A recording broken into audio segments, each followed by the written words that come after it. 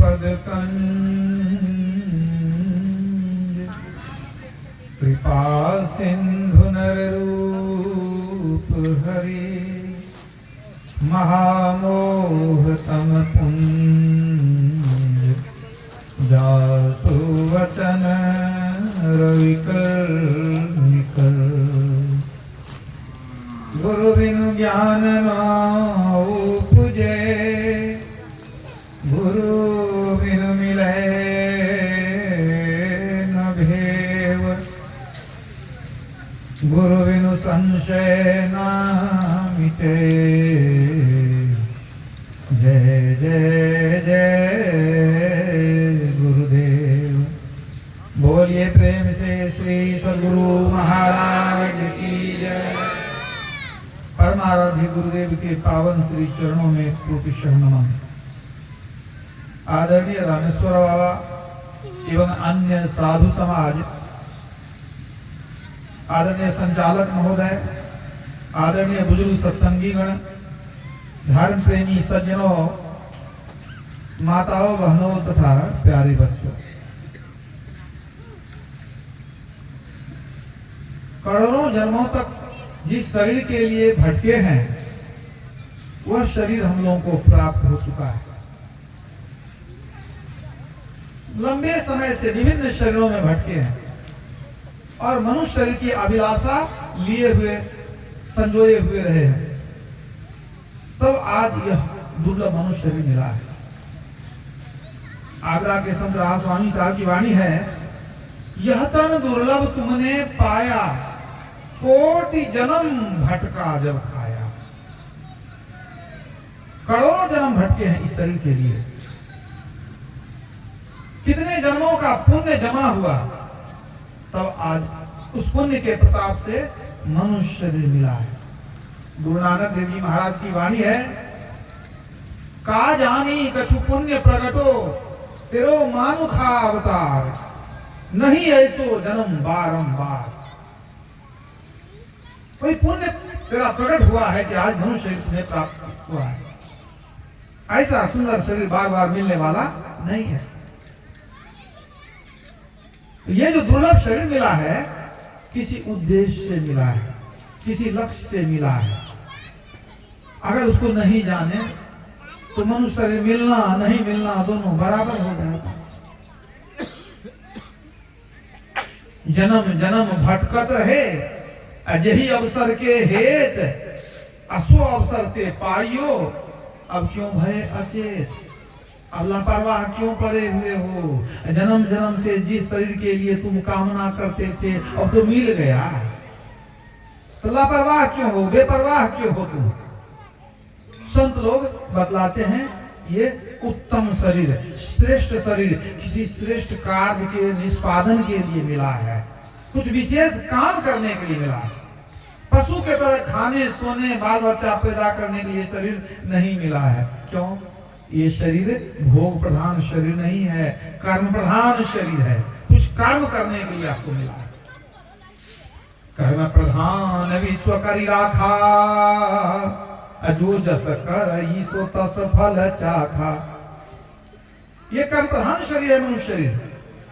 कुछ विशेष कर्म करने के लिए आपको ये शरीर मिला है। यूं ही खा पी करके अपने जीवन को बर्बाद करने के लिए ये शरीर नहीं मिला है। स्वामी साहब कहते हैं, मिली नरदेह यह तुमको, बनाओ काम कुछ अपना, पचो मत आए इस जग में, जानियो रैन का सपना। ये संसार रैन का सपना के समान है, इसमें अपने जीवन को बर्बाद मत करो, अपना काम बना लो। कुछ खास काम करने के लिए तुमको भेजा गया। ये सुंदर शरीर मिला है, कर्म प्रधान शरीर। मनुष्य से उम्मीद की जाती है कि कुछ अच्छा काम करेगा। किसी और जीव से आप उम्मीद करते हैं? आपके दरवाजे पर गाय है या कुत्ता पालते हैं, आप कभी उम्मीद करते हैं कि हमारा कुत्ता अच्छा काम करेगा?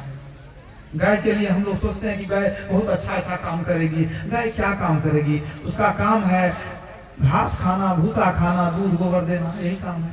कुत्ते को आप बढ़िया खीर पूरी भी खिलाइए तो उसका काम क्या है? भूखना, पहरा करना, और क्या कर सकता है?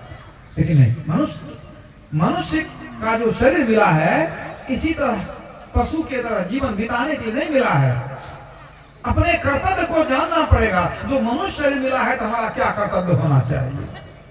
कर्तव्य को नहीं जाने तो पशु के तरह खा पी करके जीवन बर्बाद करके चले गए संसार से, तो फिर पशु ही बनेंगे, याद रखिएगा।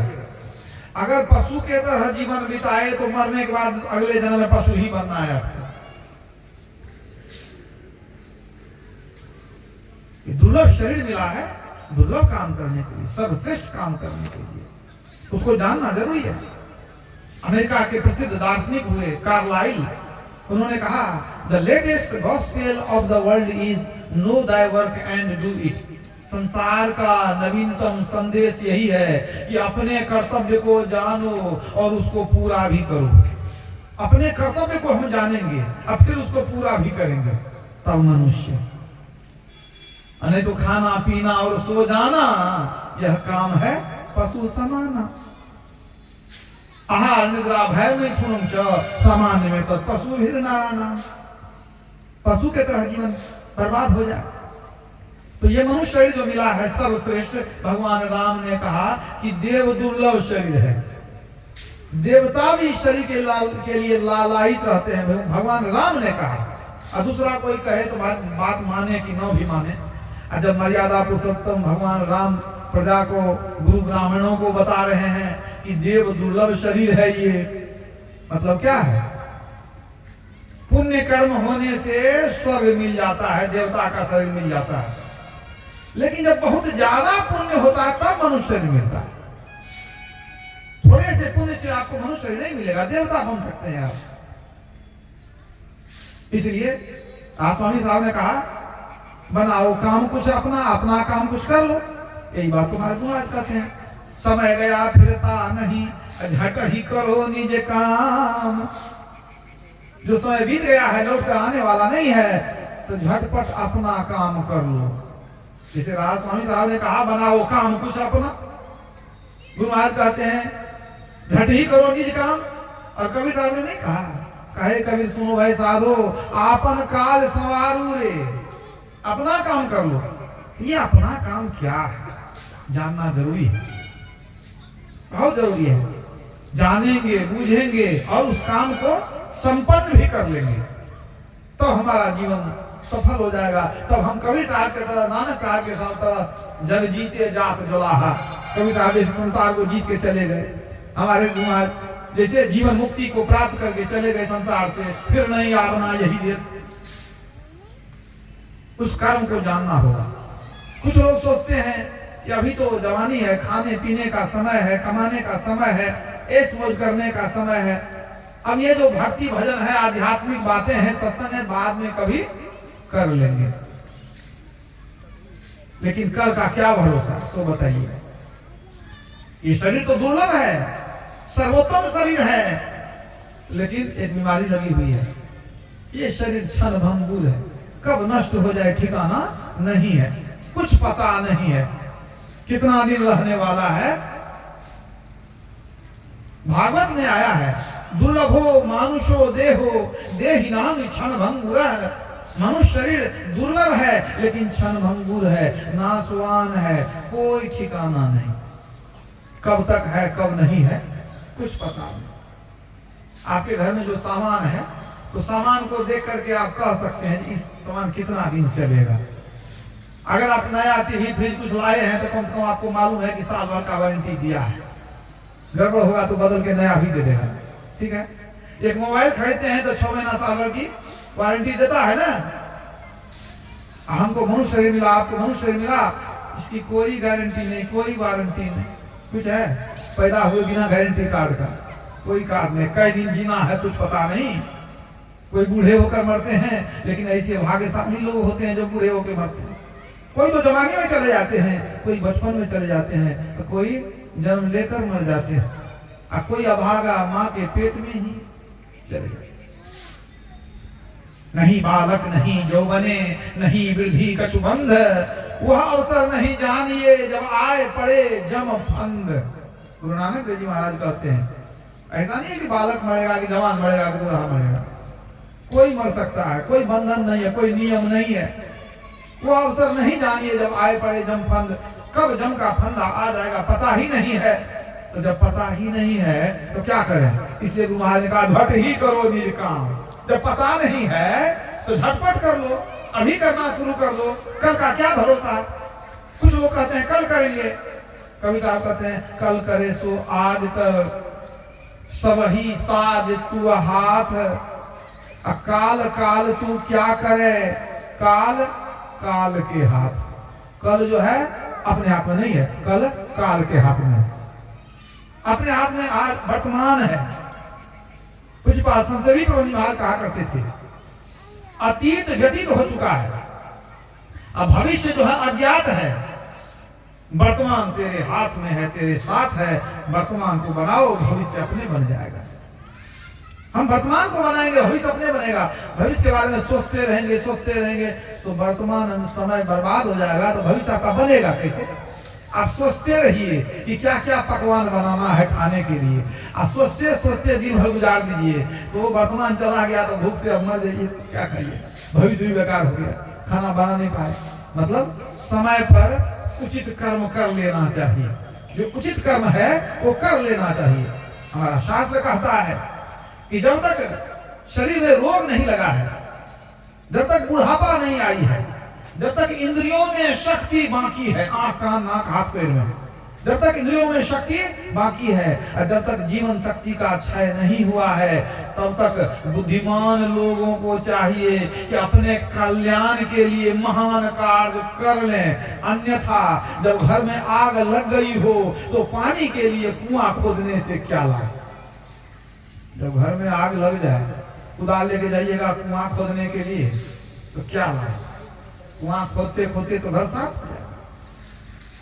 तो ये मनुष्य शरीर जो मिला है, दुर्लभ शरीर, किस लिए मिला है इसको ठीक ठीक जानना बहुत जरूरी है। इस शरीर का क्या घमंड करना जो कभी भी खत्म हो सकता है। या देही का गर्व न करिए, स्यार काग गिद कहिए, तीन नाम तन विष्ठा कृम होए नातर खाक हो गई है। पंजाब में बहुत अच्छे सूफी संत हुए बाबा फरीद। एक बार वो सक्करगंज मोहल्ले से गुजर रहे थे, वहां एक वेश्या का घर था। शहर की नामी वेश्या थी, बहुत सुंदरी थी, बहुत से उसके दीवाने थे। और वो अपने नौकरानी को पीटे जा रही थी, नौकरानी चिल्ला रही थी, रो रही थी और वो मार रही थी। बाबा फरीद के कानों में जब रोने की आवाज पड़ी तो ध्यान दिया भाई कौन रो रहा है। आगे बढ़ गए तो देखते हैं कि एक औरत दूसरे को पीट रही है, एक वेश्या अपने नौकरानी को पीट रही है। वो चले गए, कहने लगे क्या हो गया, क्यों मार रहे हैं? और वो जो नौकरानी बार बार क्षमा मांग रही थी कि अब गलती नहीं करेंगे, इस बार माफ कर दीजिए, अब कोई गलती नहीं करेंगे, छोड़ दीजिए, माफ कर दीजिए। और मारे जा रही थी, डंडा से लात से उसको पीटे जा रहे। बाबा फरीद जाके पूछने लगे क्या हो गया, क्यों मार रहे हैं? वो जो वेश्या थी, अब धन तो बहुत था उसके पास, बहुत धनी थी, सुंदरी थी, जवान थी, तो दूसरे की बात को कौन सुनने वाला है? साधु महात्मा के बात पर क्या ध्यान देती वो, अपने घमंड में चूर थी। जब बहुत बार बाबा फरीद पूछे तो वो क्रोध में आके कहती है ये हरामखोर बहुत कामचोर है, ये नौकरानी हमारी बहुत कामचोर है, इसको मार करके आज मार ही देंगे इसको। कहा बताइए ना आखिर हुआ क्या? कहा क्या बतावे, हम रोज सुरमा लगाते हैं आंखों में काजल। हम कहे थे कि काजल को ठीक तरह से पीसना, एकदम मक्खन के तरह मुलायम होना चाहिए, बारीक पीसना। ये कामचोर इतना मोटा काजल पीस दी कि हमारे आंखों में लगने लग गया, आज इसको छोड़ेंगे नहीं, आंख में गड़ने लग गया। बाबा समझा बुझा दिया, अच्छा गलती मान लिया, अब ऐसा नहीं करेगी तो जान लेने से क्या फायदा है, छोड़ दीजिए, किसी तरह से छुड़वा दिया। मैंने काजल जो मक्खन की तरह महीन नहीं पीसी थी, थोड़ा मोटा पीस दी थी, इसलिए उसको उतनी मार पड़ी। बाबा वहां से निकल गए, सोचने कैसी कैसी महिला होती है, और वो काजल मोटा पीसी थी, इतना मार खाई है, छोड़ भी नहीं रही थी। गए तो किस तरह उसको छुड़ाए और कितना मारती कोई ठिकाना नहीं।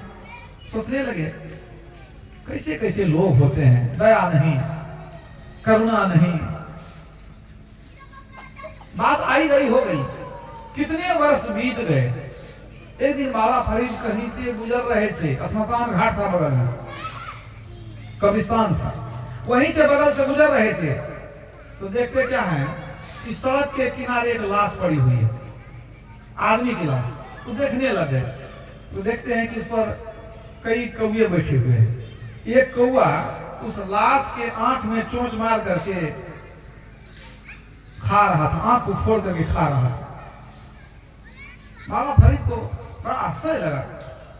वो कहते हैं, हे खुदा, ये कौन अभागा मनुष्य है जिस मनुष्य को कब्र में भी जगह नहीं मिली, बाहर में फेंका हुआ है लाश। ये कौन अभागा मनुष्य है जिसको कब्र में जगह नहीं मिली। और जैसे वो बोले, आकाशवाणी हो गई तुरंत, ऐ फरीद, याद करो उस महिला को, उस वेश्या को जो काजल महीन नहीं पिसने के कारण अपने नौकरानी को पीट रही थी। ये वही स्त्री है, ये उसी स्त्री का लाश यहां पड़ा हुआ है। अब तो बाबा फरीद को बहुत आश्चर्य लगा। कहते हैं, प्रभु आपकी लीला विचित्र है। एक दिन इतना घमंड था उसको अपने शानो शौकत पर, आज उसकी ऐसी बर्बादी, ऐसी दुर्दशा। हे प्रभु, जिन आंखों को देखने के लिए हजारों दीवाने लगे रहते थे, जिनकी सुंदरता के पीछे शहर के लोग फिदा रहते थे, मैंने भी उनके सुंदरता को देखा, उनकी आंखों को देखा था। जो आंख कभी काजल की धार नहीं सह पाती थी, आज उसी को कौवा नोच नोच कर खा रहा है, कोई देखने वाला नहीं है। प्रभु तेरी लीला विचित्र है। याद ही का गर्व न करिए, श्यार काग गिद खाइए। सुंदर देखी देही देखकर, सुंदर देही देखकर उपजत है अनुराग। मढ़ी न होती चाम की तो जीवत खाते काग। अगर चमड़ा शरीर पर नहीं रहे तो कौवा आ जाएगा नोचने के लिए, बुझेगा मांस का लोथड़ा पड़ा हुआ है। राम नाम नहीं लेत है, रची रची बांधे पाग। तुलसी तिनकी देह लखी, चोंच संवारे काग। कौवा चोंच संवार रहा है कि मरेगा तो खाएंगे। तो राम नाम नहीं लेता है, रची रची बांधे पाग। शरीर को सुंदर बनाते हैं लेकिन कर्म सुंदर नहीं है, तो जीवन का कोई ठिकाना नहीं है। याद रखिए, जाना निश्चित है। भले हम लोग सोचते हैं बहुत जिएंगे, अभी तो शरीर अच्छा है, अभी उम्र भी कहाँ हुई। लोग सोचते हैं जोड़ते रहते हैं, अमुक आदमी तो 95 वर्ष जिंदा हुआ, अभी तो हम 75 में है, 20 साल को तो और जिएंगे। वो मैं आया कहां से, इसका नहीं कुछ भी पता। हम लोग कौन है, कहां से आए हैं, यही तो पता करना है। वो मैं आया कहां से, इसका नहीं कुछ भी पता। जो जो यहाँ से गए हैं वो हो गए हैं लापता। यह बात निश्चय जानकर भी, यह बात निश्चय जानकर भी नित्य रहना चाहता, आंखों सहित अंधा हुआ। हाय कैसी मूर्खता। जानते हैं जो गया वो लापता हो गया, फिर भी सोचते हैं बहुत दिन रहेंगे। अभी ये कैसी कितनी बड़ी मूर्खता है। हमारे आपके जीवन में बड़ा बुरा समय आने वाला है। सुमिरन कर ले मन राम नाम, दिन नीके बीते जाते हैं। अच्छे दिन बीत रहे हैं, बुरे दिन आने वाले हैं। बहुत धन जमा किए, बहुत मकान जमा किए, बहुत बाल बच्चे बहुत हैं, हमारे कुटुंब परिवार बहुत लंबा है, लेकिन एक दिन कैसा होगा, न बेटी रहेगी न बेटा रहेगा, अकेले कब्र में तू लेटा रहेगा। छूटेगी तुमसे दुनिया की दौलत, और 2 गज कफन में लपेटा रहेगा। उस समय पछताने से क्या होगा। जब जाने का समय आ जाएगा फिर पछताने से होगा क्या। कुछ काम में, कुछ भोग में, कुछ नींद में खोया। आया समय जब मौत का, तब सोच कर रोया। बुलाने आ जाएगा तो रोइए बैठ करके, फिर क्या कर सकते हैं। अभी आपको छुट्टी नहीं है, सत्संग ध्यान करने का समय नहीं मिलता है कि नहीं। कहते बहुत काम है, बाबा लोग आते रहते हैं, फिर कभी सत्संग सुन लेंगे। बाबा को कोई काम है, ऐसे घूमते रहते हैं जहां तहां। हम लोग को बहुत काम रहता है, इसलिए हम लोग को जब छुट्टी मिलेगी तो आएंगे। प्रभु की याद की फुर्सत कहाँ मिलती है बंदों को। संभाले कौन दुनिया में वाला भला दुनिया के धंधों को। हम सत्संग करते रहेंगे तो हमारा धंधा कौन देखेगा। आज तो आपको सत्संग भजन करने की छुट्टी नहीं है, लेकिन अगर कहीं बुलाहट आ जाए तो छुट्टी मिलेगी कि नहीं मिलेगी? नारायण जब अंत में जम पकड़ेंगे बाह, उनसे भी कहियो जरा कि अभी तो फुर्सत ना है। बुलाने आएगा, कहिएगा अभी छुट्टी नहीं है, बाद में जाएंगे, अभी कुछ दिन रहने दीजिए। अगर सत्संग भजन का छुट्टी नहीं मिलेगा तो समझिए मरने का छुट्टी जरूर मिलेगा। तो सत्संग में आकर के ये जानना आवश्यक है, बल्कि परमावश्यक है कि ये शरीर क्यों मिला है। आप लोग सुन चुके हैं अभी भगवान राम का उपदेश, बड़े भाग मानुष तनु पावा, सुर दुर्लभ सब ग्रंथ ही गावा। बड़े भाग मानुष तनु पावा, सुर दुर्लभ सब ग्रंथ ही गावा।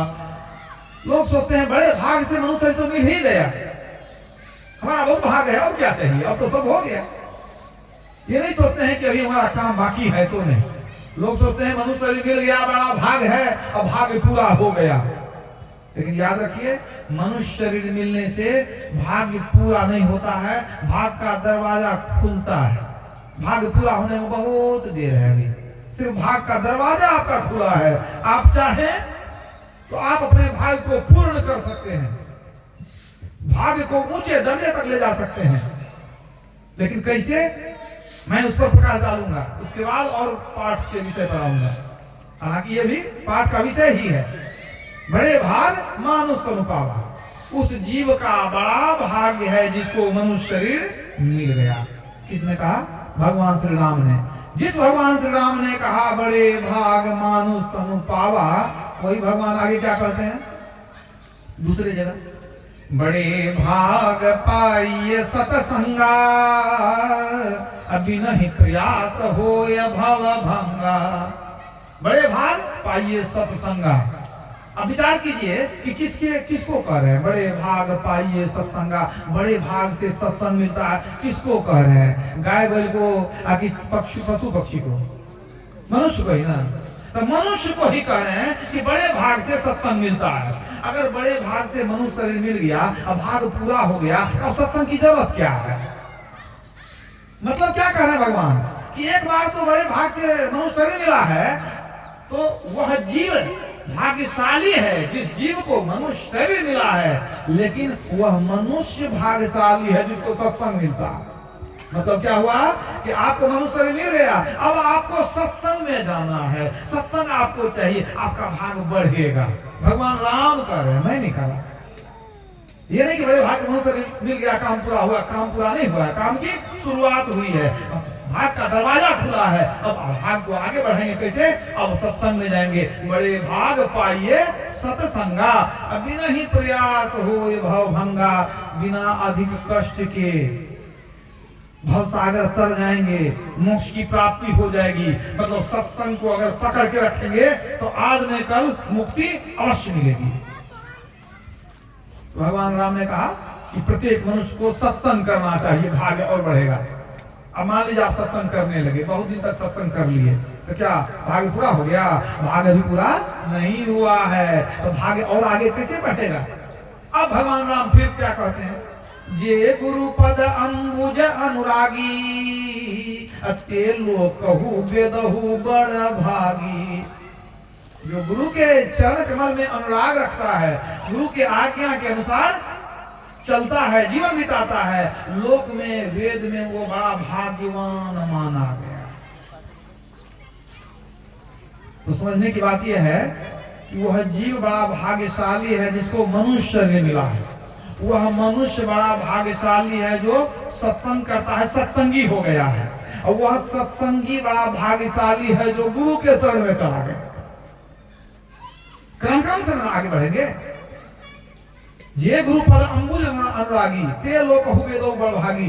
मैंने गुरु से दीक्षा लेकर के जो जब करने लग गया, दीक्षा ले लिया, सबसे आसान तो है मानस जप, कि चलते फिरते नहाते खाते आप जप कर सकते हैं। जिसको समय बिल्कुल नहीं है वो भी भक्ति कर सकता है, कितना आसान है। तो भगवान राम कहते हैं कि जो गुरु से दीक्षा ले लिया है, कुछ न कुछ जब साधना करता है, उसका भाग्य और आगे बढ़ गया। तो ऐसा भी नहीं है कि आप दीक्षा ले लिए जब करते हैं तो आपका भाग्य पूरा हो गया, अभी भाग्य पूरा नहीं हुआ है। अब आगे देखिए भाग्य और आगे कैसे जाएगा।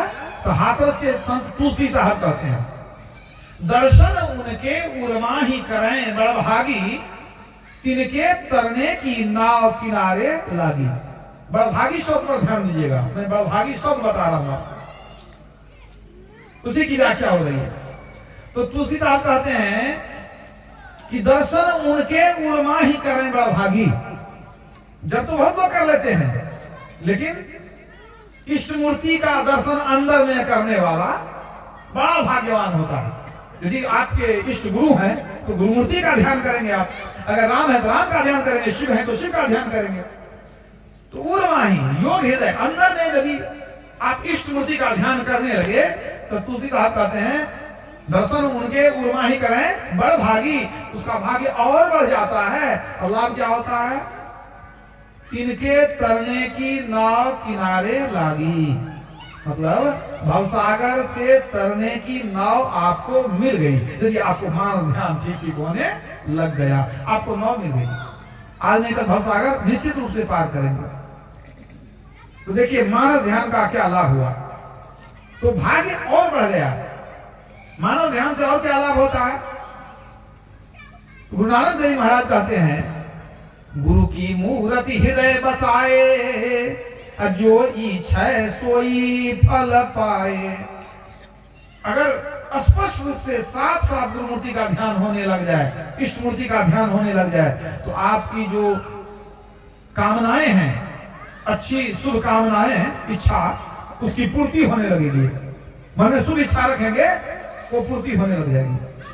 तो मानस ध्यान अगर ठीक होने लग गया तो भाग्य और ऊंचा हो गया हमारा। लेकिन भाग्य पूरा नहीं हुआ है, काम खत्म अभी नहीं हुआ है। और आगे क्या करेंगे हम? अब तुलसीदास जी आगे की बात बताते हैं। यहाँ तो तुलसी साहब की बात सुने वो, मानस ध्यान हो जाएगा तो उसको समझिए कि भवसागर से तरने की नाव मिल गई। अब आगे की बात तुलसीदास जी कहते हैं, श्री गुरु पद नख मणि गण ज्योति, सुमिरत दिव्य दृष्टि ही यह होती।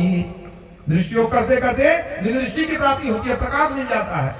अदलन मोह तम सोसु प्रकाशु, अब बड़े भाग उर आवई जासु। बड़े भाग शब्द आया ना यहाँ, दलन मोह तम सोसु प्रकाशु, उस सुंदर प्रकाश के दर्शन से सारे मोह नाश हो जाते हैं। अब बड़े भाग उर आवई जासु, दिव्य दृष्टि की प्राप्ति हो जाती है, और वह सुंदर प्रकाश अंदर में जिसको झलकता है वो बड़ा भाग्यवान है, उसका भाग्य और आगे बढ़ गया। इसी प्रकाश के लिए गुरु महाराज ने लिखा है, कमल सहस्त्र दल ज्योति करे झलमल, त्रिकुटी में सूरज उगे हो।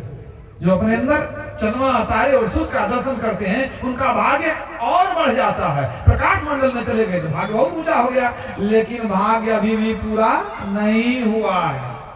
अब भाग्य पूरा कैसे होगा? अब एक चरण बाकी है, एक ही चरण बाकी है, भाग्य पूरा हो जाएगा। अब इसके लिए पलटू साहब की वाणी मैं सुनाऊंगा आपको कि भाग्य पूरा कैसे होगा। पलटू साहब कहते हैं, उल्टा कुआं गगन में तिस में बड़े चिराग। उल्टा कुआं क्या है? मनुष्य की खोपड़ी, कुआं का मुंह ऊपर होता है, और मनुष्य की जो खोपड़ी है ये उल्टा कुआं है। इसमें चिराग जल रहा है, दिन रात प्रकाश हो रहा है। उल्टा कुआं गगन में तिस में बड़े चिराग, तिस में बड़े चिराग, बिना रोगन बिन बाती। तेलवती नहीं है, बिना रोगन बिन बाती। कब कब जलता है? 6 ऋतु 12 मास रहत जलते दिन राती। 6 ऋतु 12 मास वो जलते रहता है। 6 ऋतु 12 मास रहत जलते दिन राती। सदगुरु मिला जो होए ताही के नजर में आवे, और कोई नहीं जो वाको दर्शावे। सदगुरु ही दिखला सकते हो प्रकाश। सदगुरु मिला जो होए ताही के नजर में आवे, और कोई नहीं जो वाको दर्शावे। उसके बाद निकसत एक आवाज चिराग के ज्योति माही। अंदर में चिराग जल रहा है, उसमें आवाज भी हो रही है। निकसत एक आवाज चिराग के ज्योति माही, ज्ञान समाधि सुने और कोई सुनता नहीं। जिनको समाधि लगती है वही उस आवाज को सुनते हैं।